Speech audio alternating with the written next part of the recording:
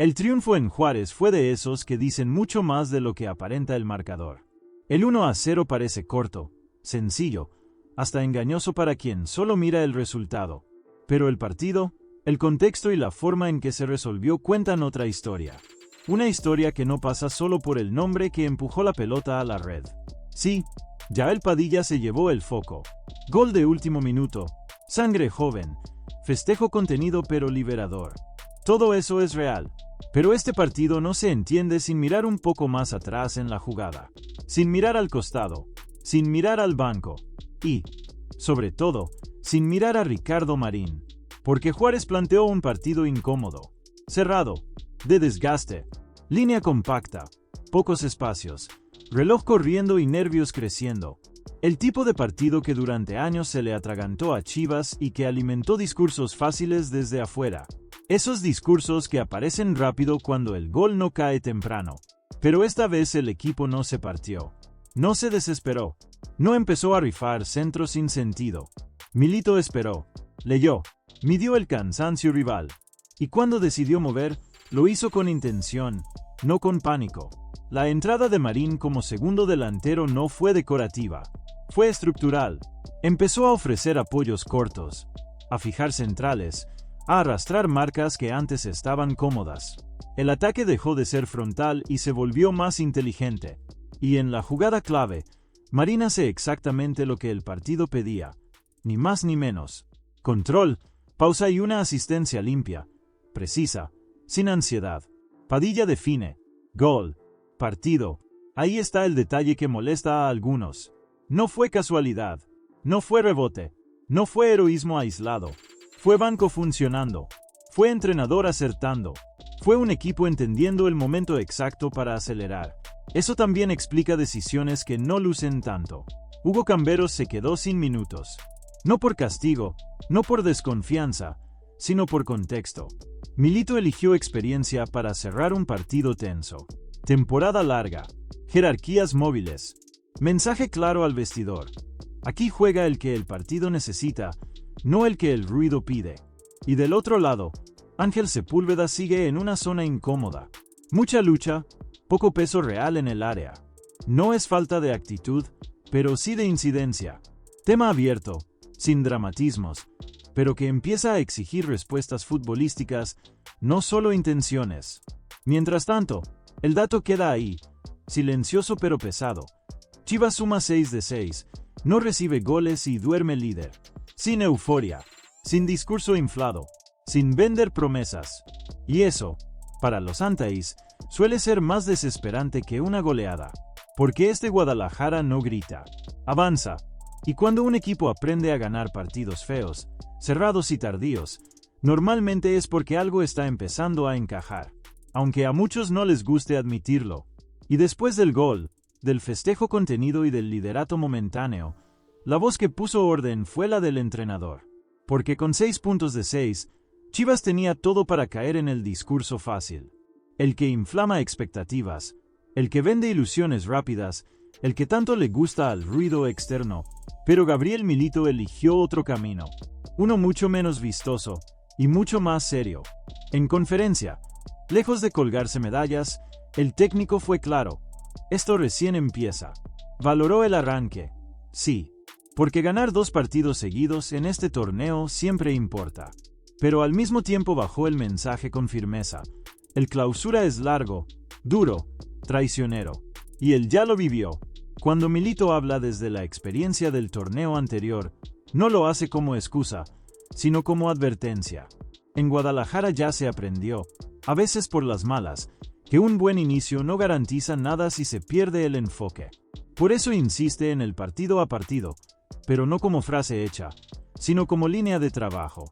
Ese mensaje no es para la prensa, es para el vestidor, para que nadie se acelere, para que nadie crea que el camino está despejado, para que el equipo entienda que cada jornada va a exigir el mismo nivel de atención que este cierre en Juárez.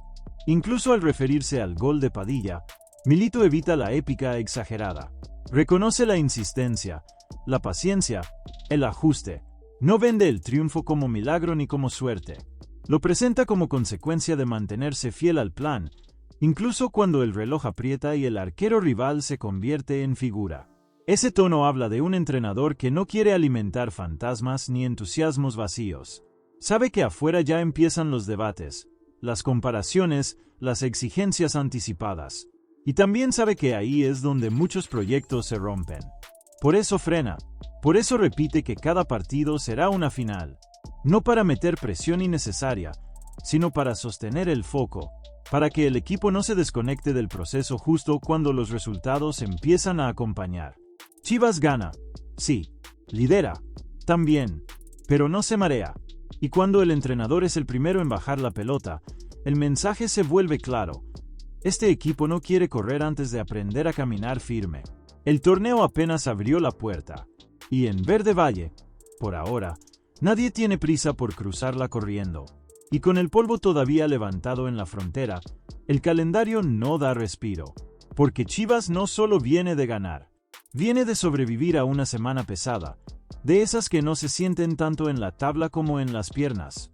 3 partidos en menos de 7 días, viajes, tensión, cierres apretados, y aún así, el equipo responde. Sin excusas, sin bajar el ritmo. Y ahora el foco cambia. Volver a casa y hacer valer el Akron. El arranque del Clausura dejó algo claro. Este Guadalajara entiende la obligación. Ganó bien contra Pachuca, resolvió con cabeza fría en Juárez y ahora tiene que cerrar el bloque inicial como manda la lógica del torneo. Porque no se trata solo de sumar puntos, sino de llegar al parón con sensaciones firmes, sin dudas flotando en el ambiente. El desgaste existe, claro, sería ingenuo negarlo, pero en este equipo el cansancio no se usa como coartada, se gestiona, se administra. Milito y su cuerpo técnico lo saben, y por eso el discurso interno no cambia.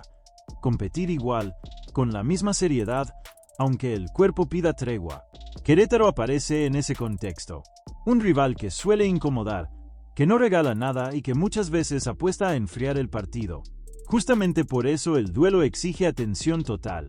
Porque después del parón, la memoria corta del torneo puede jugar en contra si se deja algo a medias antes del descanso. Y ahí vuelve a aparecer ese detalle que a los Antais no les gusta aceptar. Chivas hoy no vive del envión anímico, vive de una estructura. Gana partidos distintos de maneras distintas. A veces controla, a veces espera, a veces define tarde, pero no se cae del plan. Y eso, en un calendario apretado, vale oro. Cerrar esta primera semana con otro triunfo no es capricho. Es necesidad competitiva. Es dejar claro que el buen arranque no fue casualidad ni espejismo. Es mandar al parón un mensaje silencioso pero contundente. El Guadalajara está cómodo con la exigencia. Y ahora sí, lo concreto, sin rodeos. El partido entre Chivas y Gallos Blancos de Querétaro se juega el sábado, 17 de enero, en el Estadio Akron, con inicio a las 17:07 horas, tiempo del centro de México. En México, la transmisión será exclusiva por Amazon Prime, mientras que en Estados Unidos se podrá ver por Telemundo Deportes. El contexto ya está servido. El calendario también. Ahora, que el Akron haga su parte. Y mientras afuera siguen discutiendo el cómo, en Guadalajara el calendario ya está tocando la puerta. Porque Chivas no tiene tiempo para recrearse en el ruido ni en el debate externo. El triunfo en Juárez todavía está fresco, las piernas siguen pesadas y el torneo no afloja.